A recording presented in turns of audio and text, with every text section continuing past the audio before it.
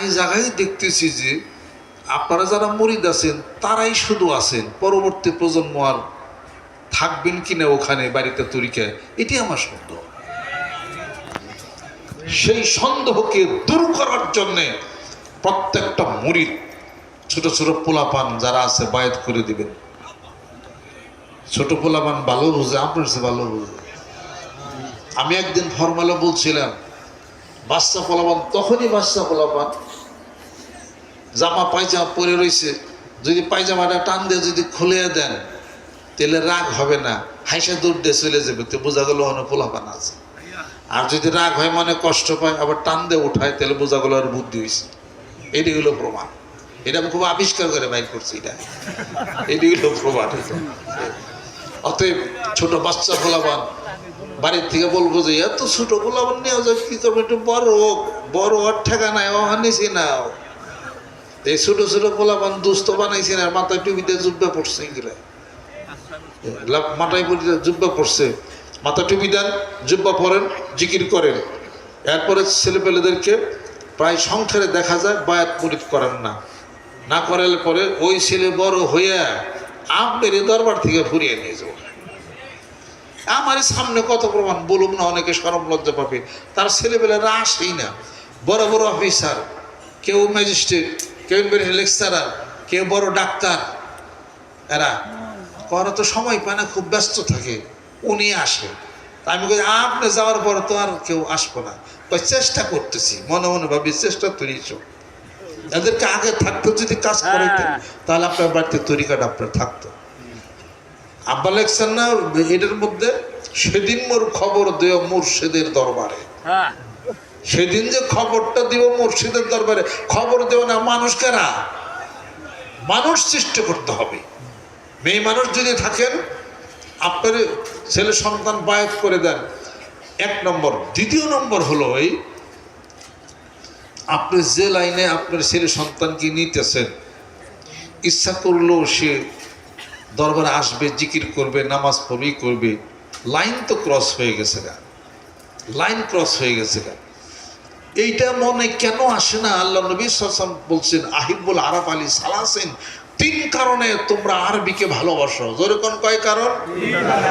এক নম্বর হলো জামি নবী আরবি, কোরআনুল কারীম আরবি, ওয়ালিসানু আহলিল জান্নাতে আরাবিয়ুন, জান্নাতীদের ভাষাও আরবি।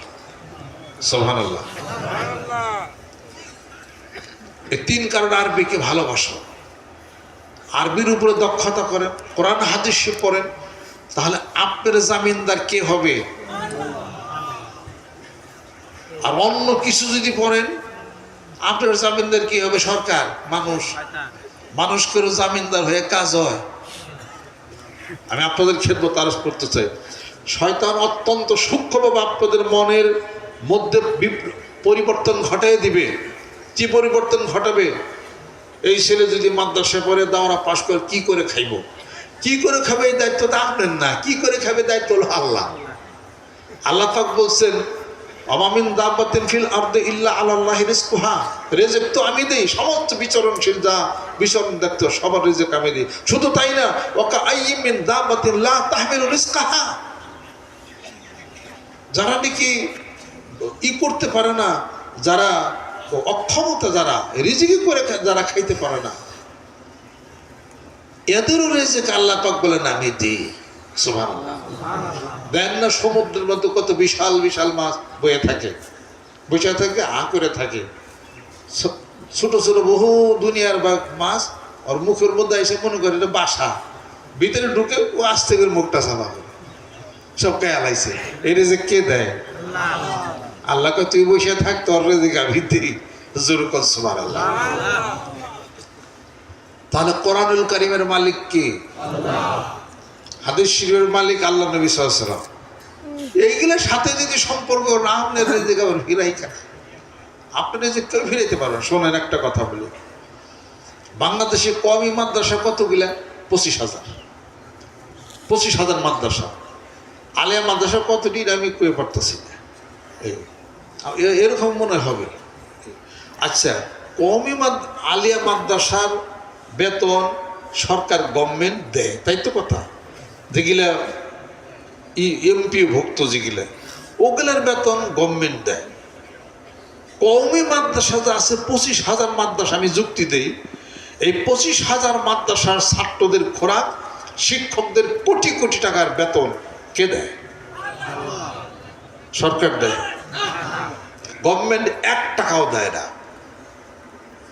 এই লালবাগ মাদ্রাসা, এরপর পটিয়া মাদ্রাসা, হাটহাজারী মাদ্রাসা, এরপরে আমাদের মানিকগঞ্জ মাদ্রাসা চলছে দরবারে, তারপরে আরো যত মাদ্রাসা বলেন, যাত্রাবাড়ি মাদ্রাসা, এর মাদ্রাসা সাহাবা, আরো যত জিরি মাদ্রাসা, কত বড় বড় মাদ্রাসা, হাজার হাজার ছাত্র, শিক্ষক, 10 লক্ষ টাকা শিক্ষকের বেতনই আসে প্রতি মাসে।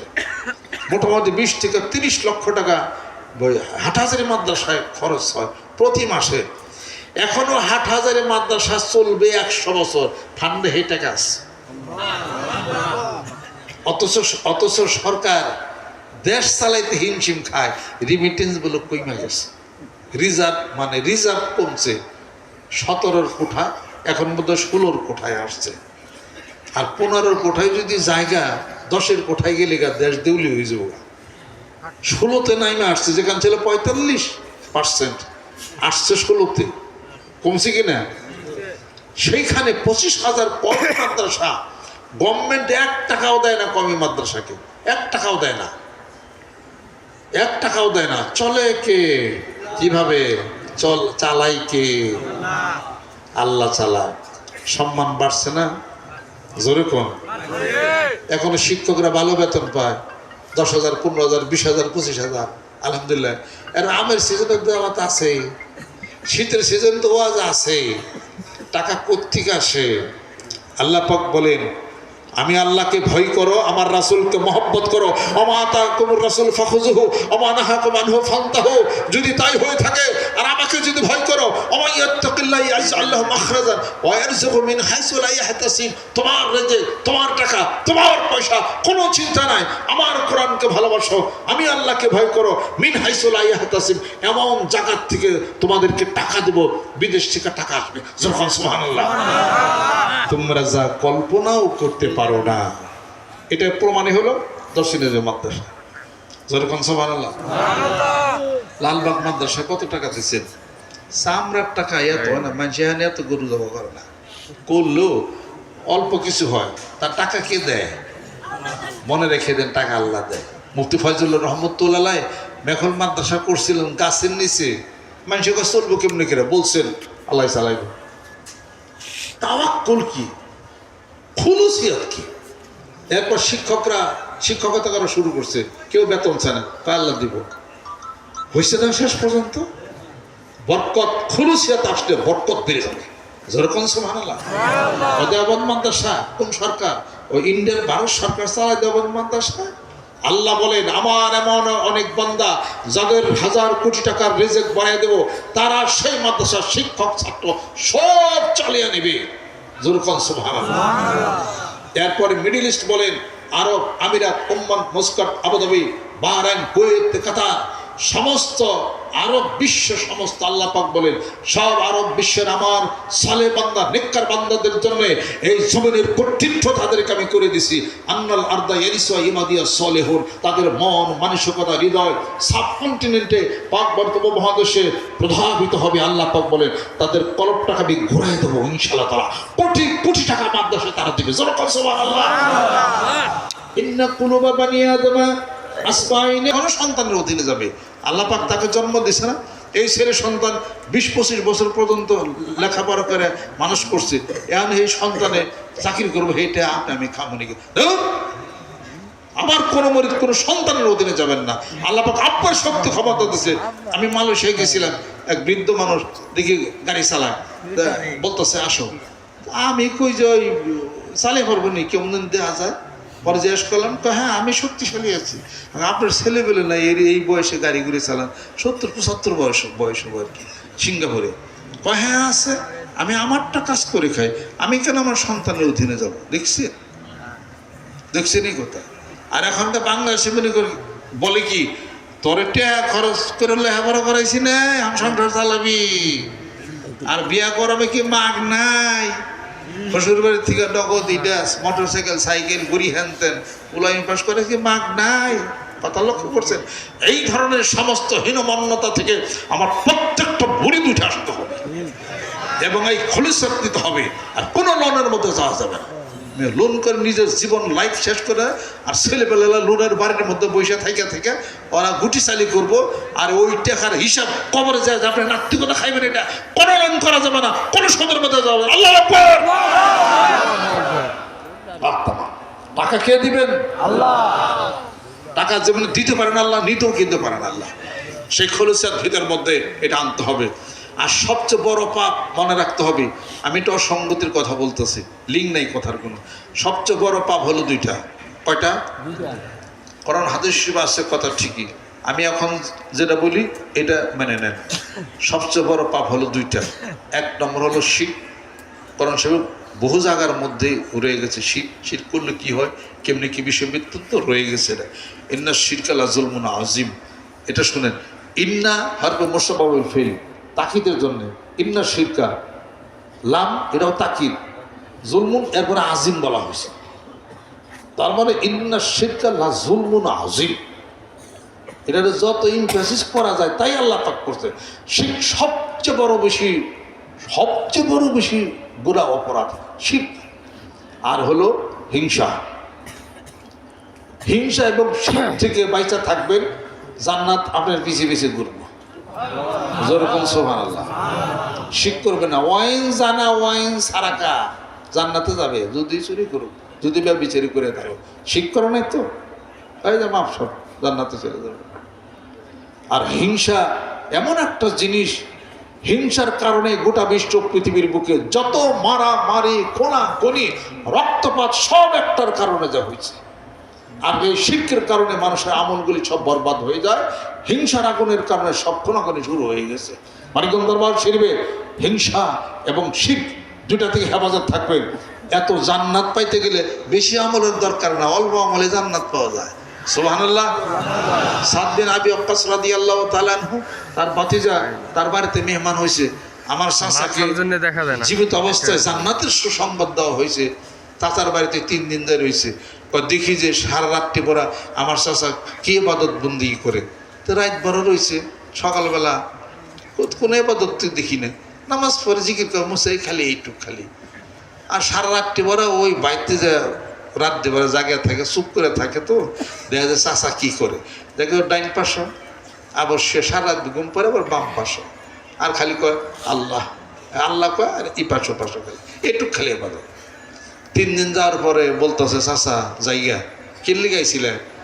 দেখলাম আপনার বেস্টের সার্টিফিকেট দিছে আল্লাহ পাক, কোনো আমল টমল দিয়ে কিছু তো তেমন দেখলাম না। এই গেছে গা রাসূল সাল্লাল্লাহু আলাইহি সাল্লাম যে আমার চাচাকে জান্নাতের সুসংবাদ দিচ্ছেন কেন, জ্ঞানেতে কিছু ধরলো না, এতে কোনো কিছু ইবাদত নেই, কিছু দেখি না। আল্লাহ নবী সাল্লাল্লাহু আলাইহি ওয়াসাল্লাম ডাক দিয়েছেন।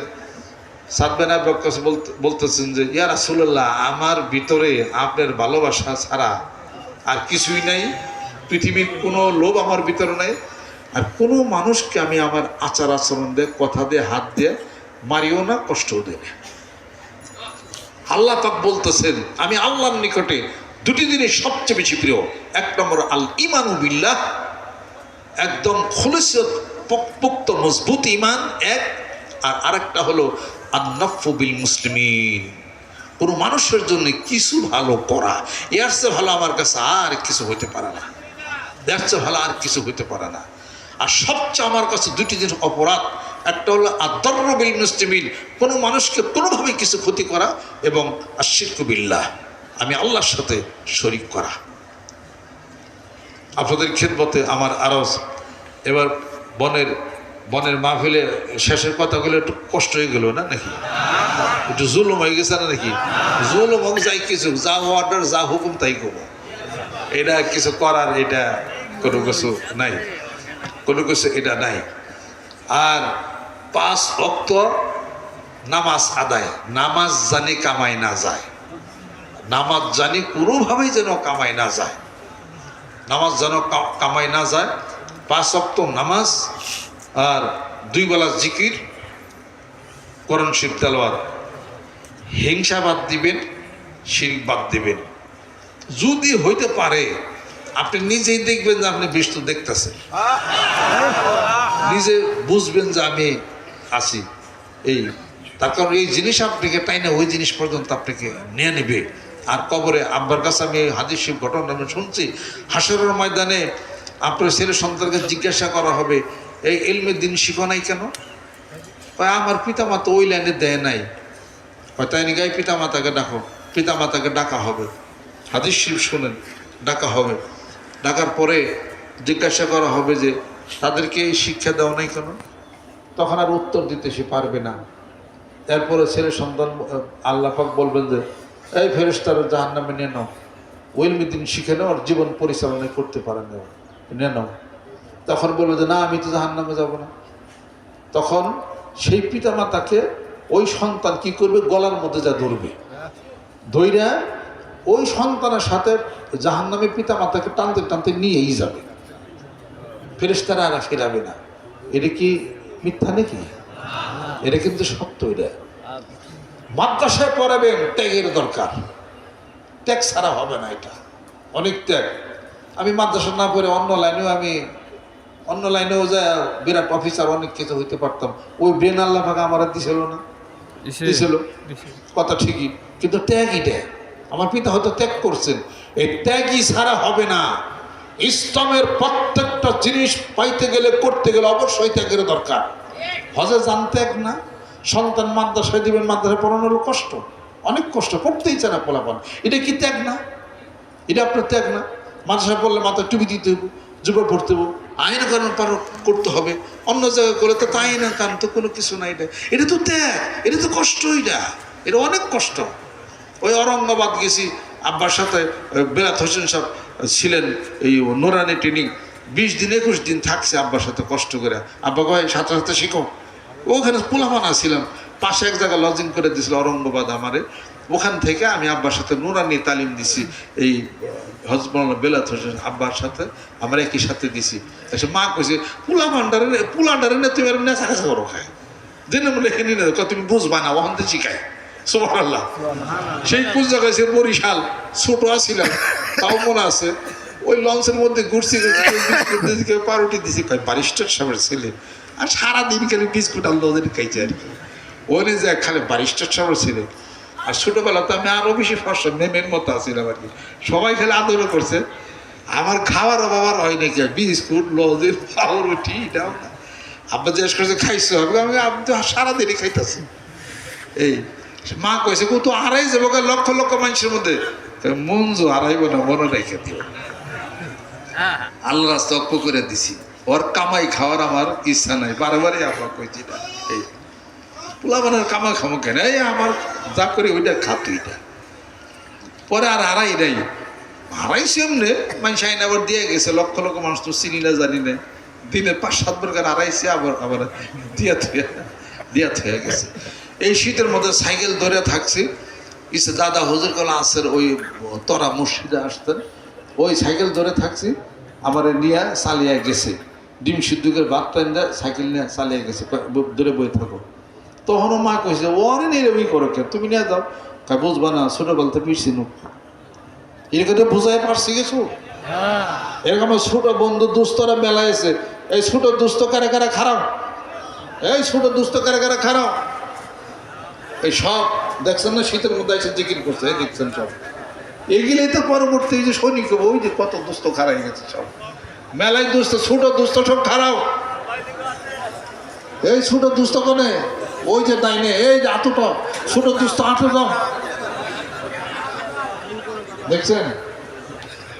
এগুলোই কিন্তু সৈনিক হওয়া শুরু করতে, কথা কেউ করতে। এরা হলো দরবার আসবে, জিকির করে মাথায় টুপি দিয়ে ঢিলা লোক নেবে, পীর চিনবে বা পরিত হবে এরা। এইটা যদি আপনি না করেন তা আপনার ছেলে পেলে শেষ পর্যন্ত লাইনে ওই তরিক আপনি কিন্তু লাইন থাকবে না। ওটা বাড়িতে আপনারই কোনো একদম ঘিরে নিয়ে যাবো। দেখছেন কত দোস্ত, ওই যে ছোট দোস্ত হাত উঠাইছে। হ্যাঁ, আমি ওই যে মানিকগঞ্জ আরো 2 দোস্ত আছে, ইয়ে বললাম এটা কোন মামনের 2 বলা কোন আছে তো, 2টা তো আছে না, ঘুম পাড়তেছে মানে আল্লাহ হার মাইট করে দোস্ত জাগতে, দোস্ত হাসপাতাল উইয়া উঠছে। মহিলা প্যান্ডেল অনেক দোস্ত আছে, এইগুলো মুড়ি দিয়েছে। এনে একবার পোলাপান তো পুলে নিয়ে আইছে, কিন্তু ওগুলো মানে বুঝে মুড়ি তো বুঝে ওটা। আবার আমার লগে মুসাফা করে, মুসাফা করে ওর টাকা দেওয়া যায়, আব্বা কেউ না তিনটা আবার কয়। আবার এক দোস্ত কইতেছে আব্বা আমার দিকে চাইলেন না, আমার দিকে চাইলেন না, পরে আদর করছি তার আর কি।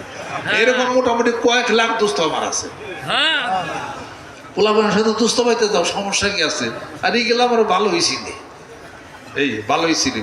এই দেখছেন না, চুপ করে বলেছি, কিন্তু খোঁজ খবর নাই। আলহামদুলিল্লাহ। হাফেজ, ওই যাক হাফেজ দোস্ত, এইটা কত পোলাম দেখছেন, কত দেখা যায়। আমার মনে হয় 100,000-এর কম হবো না আর কি, ইনশাআল্লাহ। এইরকম সারা বাংলাদেশ আমার এরকম দুস্থ আছে, মোটামুটি লাখানির মতো যেরকম দুস্থ জাগই বানাইলাম। সেই দুস্থ চিকন থাকলে পরে মোটা হয়ে যায়, কিছু বুঝতেছি না। দেখ সব দুস্থ বয়ে পড়ো যাও।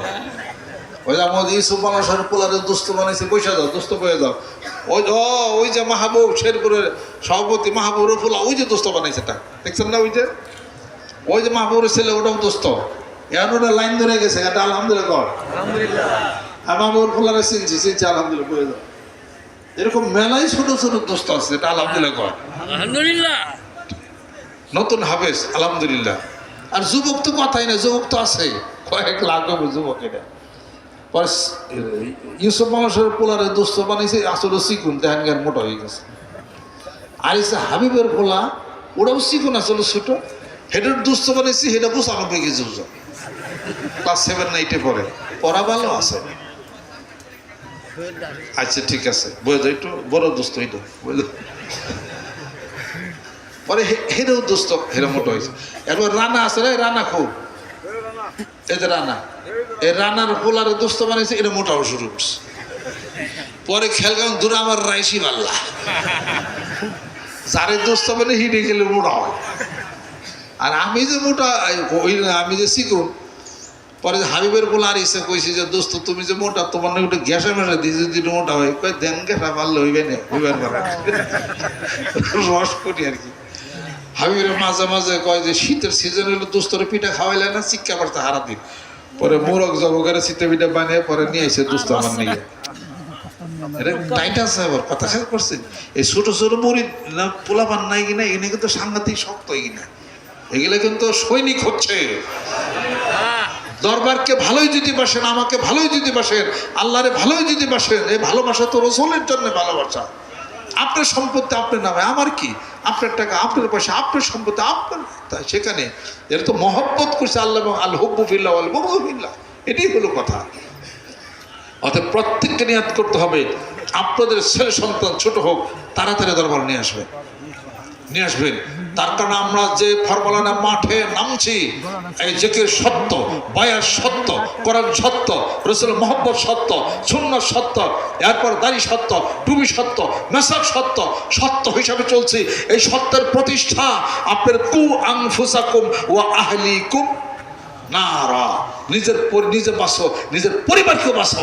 এই জন্য সূরা তাহর মধ্যে আল্লাহ পাক ঘোষণা করতেছেন, ওয়া'মুর আহলাকা বিস-সালাতি ওয়াসতাবির আলাইহা, জোরকুন সুবহানাল্লাহ। নিজ পরিবারের নামাজের হুকুম দাও।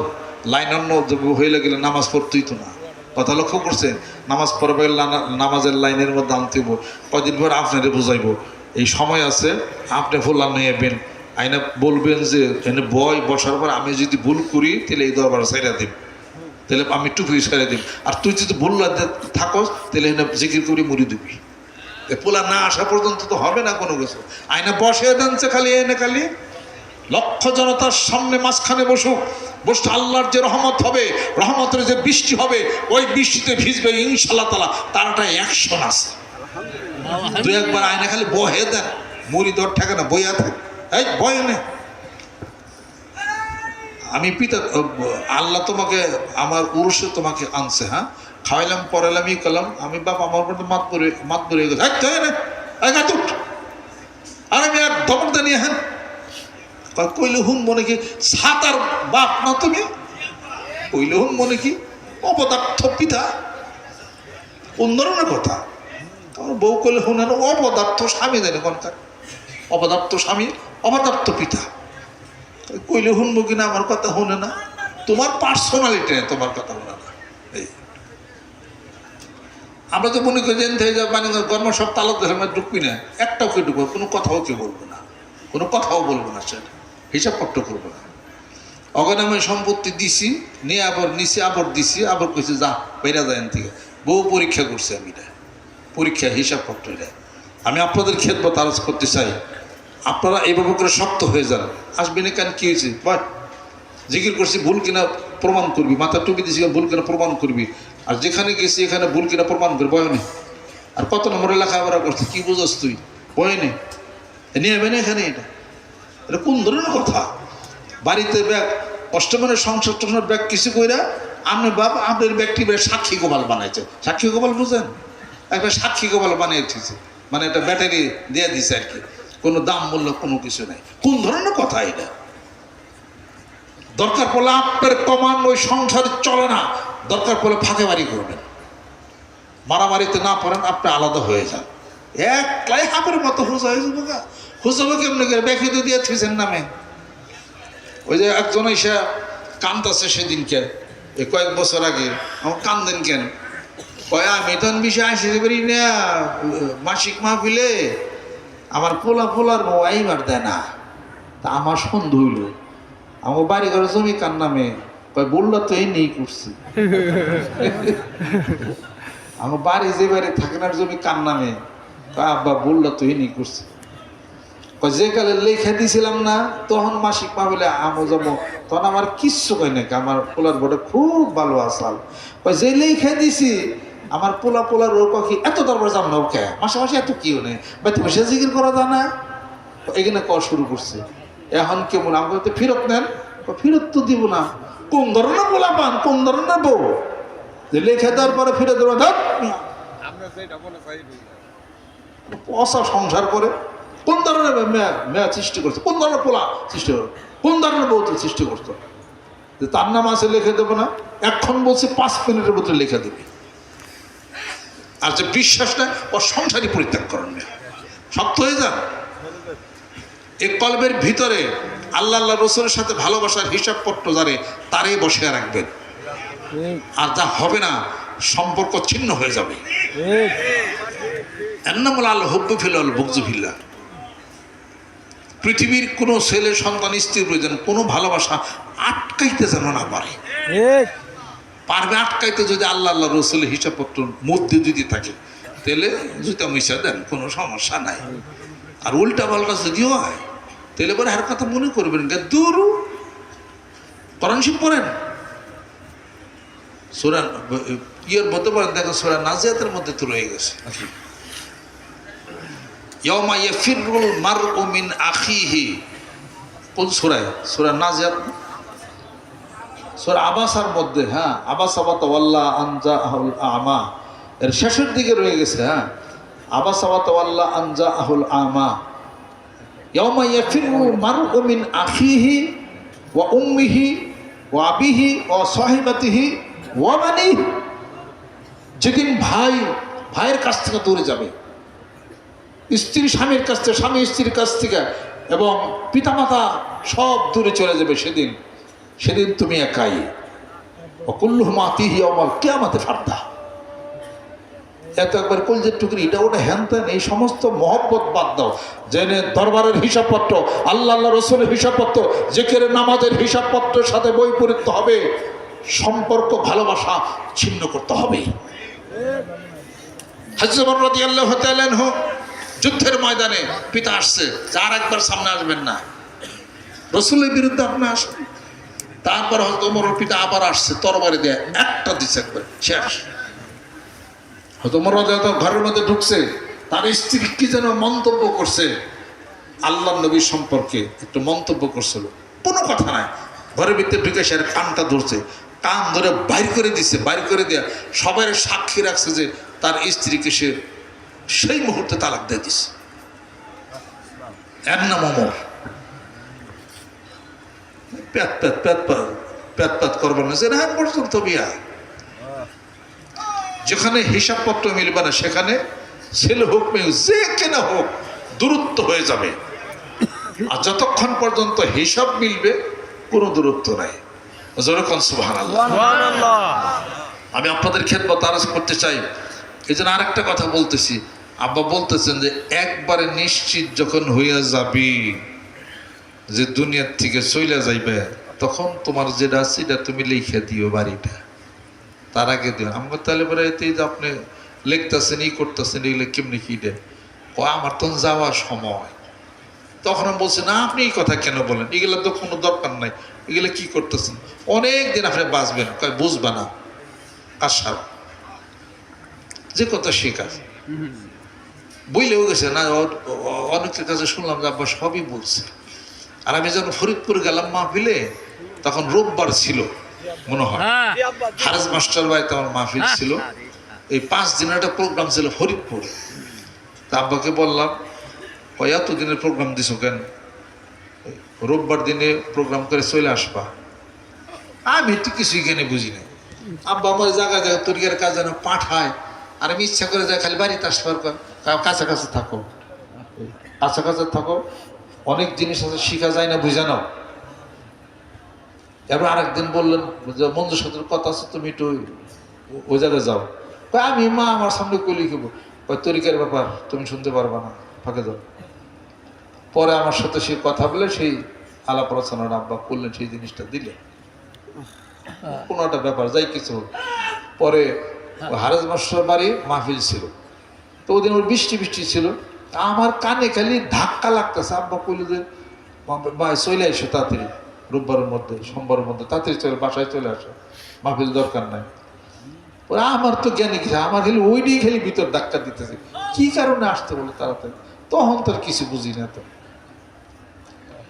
খাইতেছে, সালাউদ্দিন যা বললো আপনাকে তাড়াতাড়ি বাসা যাইতে বলছে, আব্বার অবস্থা ভালো না, তাড়াতাড়ি যান। এই তা আমি তো খাওয়া টাওয়া কি ওই সময় তো দৌড়িয়ে আসলাম। আসার পরে যখন আরিসা যখন পারি হয়েছি, দেখি যে অনেক মানুষ, রাত তখন 2টা না 2টা না 3টা বাজে, অনেক মানুষ অপেক্ষা করতেছে গাড়ির জন্য। আমি অপেক্ষা করে মানিকগঞ্জ যাবে কি হয়েছে রাত্রিতে, আমি তো তখনও আমার জ্ঞানে ধরতেছি হয়তো অসুস্থ একটু নাকি, আমার তার পয়না আব্বা তো তখন নাই, 9টা 9:30টার দিকে চলে গেছে কিনতে। পরে আয়সা দেখা বারে বাসার ভিতরে সব কান্নাকাটি, কি হয়েছে, আব্বা নাই। এই তো আরম্ভ হয়ে গেল, যেটা তো বইলেই গেছিলেন সব। আসলে আমার মতো আসলে আমি তো বুঝতে পারি নাই, এই সব বইলে হিসাবপত্র করে গেছে। বাসার থেকে কোথাও যাইতেই দিত না, তুমি এত ঢাকা PhD করার এত কি আছে, চোখ থাকো, সব কাজ তোমার সহজ হয়ে যাবে, দোয়া করে গেলাম আমি, কোনো চিন্তা তুমি করো না। কাজে এটা তো বুঝতে পারি না, এইভাবে করে ঝড়ের গতি দিতে পাখি আসলো, আবার পাখি চলে 2000 সালের মে মাসে চলে গেল, সকলেই কাঁদে। আপনাদের খেদমত আমার আরো কাজে এখন তো আমরা আসি অনেক কষ্ট, যাই কিছু হোক দুনিয়াতে আল্লাহ রসুলের কথা বললে সব কষ্টই তো সব লাঘব হয়ে যায়, সবারই কোনো একদিন চলে যেতে হবে। তবে এটা তো প্রত্যাশা ছিল না যে এত তাড়াতাড়ি চলে যাবে, এই পাখি এত তাড়াতাড়ি চলে যাবে, লক্ষ লক্ষ এই আশেক পাগলদেরকে শোক সাগরে ভাসায়। সবার জীবনে এগুলোই হবে, এগুলো একটা পাথেয়, এই যে একটা কষ্ট, এই যে একটা আকাঙ্ক্ষা, এই যে একটা, এটাও একটা শক্তি। এই শক্তিতে আপনারা বলেন হয় সামনে যাবেন, আবার দেখা যাবে যে আমার সময় কোন একদিন চলে যাবে, এই প্রজন্ম চলে যাবে, ফেরা প্রজন্ম আসবে, এগুলোই হবে, বসে থাকা যাবে না। আর বাসা থাকা অবস্থায় আল্লাহকে হাসিল করে, রাসূলকে হাসিল করে জান্নাতের ঠিকানা মিলা দুনিয়ার থেকে বিদায় যাইতে হবে। দুনিয়ার সমস্ত মহব্বতের হিসাবপত্র সব পরিত্যাগ করতে হবে। ইন্না ওয়াযরিবু লাহুম মাসালাল হায়াতিদ দুনিয়া কামা ইন আনজালনাহু মিনাস সামাই ফাখতালাতা বিহি নাবাত